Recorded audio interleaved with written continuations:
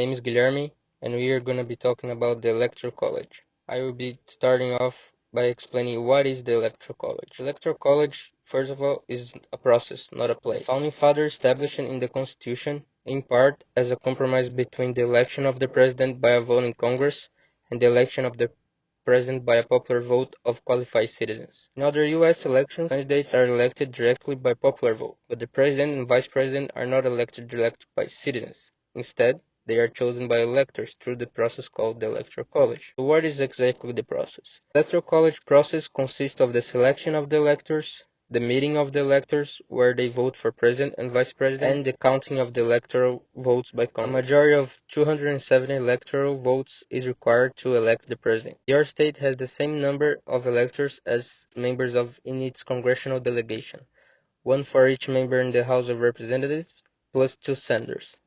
The District of Columbia is allocated 3 electors and treated like a state for purpose of the Electoral College under the 23rd Amendment of the Constitution. Now, Elijah is going to explain a little bit more about it. My name is Elijah Tallman. I'll be discussing how does the Electoral College work. On November 3rd, citizens cast their votes for the presidential election.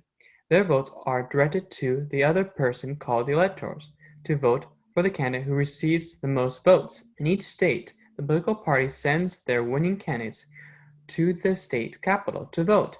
During this process, the Electoral College and the members of the Congress select president and vice president for the United States. The reason why this process exists is because frames of the Constitution create the Electoral College for citizens who want to vote for the presidential election by the Congress and for those people who want their vote by the popular vote.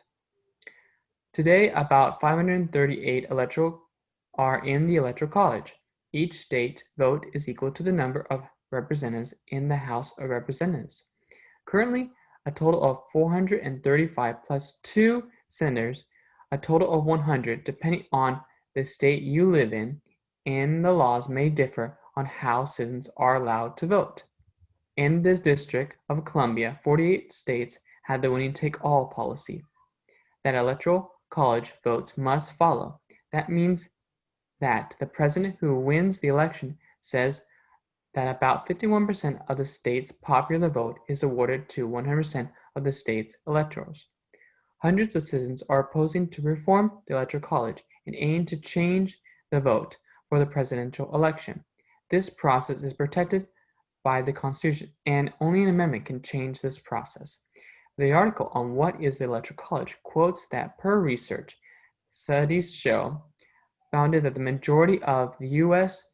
adults, 58, were in favor of amending the Constitution so the presidential candidate who receives the most votes nationwide wins, while 40% prefer to keep the current system in which the candidate who receives the most Electoral College votes declares victory. And that is my part, and then Joana will be discussing about the positives of the Electoral College. I will now be discussing the pros of the Electoral College. In California, the presidential candidate who wins the popular vote gets all of California's electoral votes, which is 55 votes.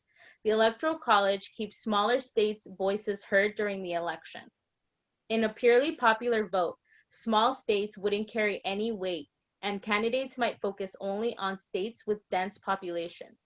The electoral vote provides clear-cut results most of the time, and there won't be a need for recounts at a completely national level, but on a smaller scale. Candidates can focus their campaigns on battleground states to save time and money without going for Republican states if they are Democrats, and vice versa, which reduces the cost of campaigns. The Electoral College keeps the U.S. under a two-party system, making it difficult for a third party to break through. Now you will hear from Vanessa, who will discuss the cons or flaws of the Electoral College.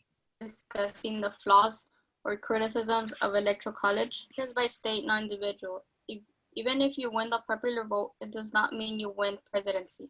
Electors are expected but are not required to vote for the candidate who won popular vote. Smaller states have more electoral votes per smaller amount of people than larger states.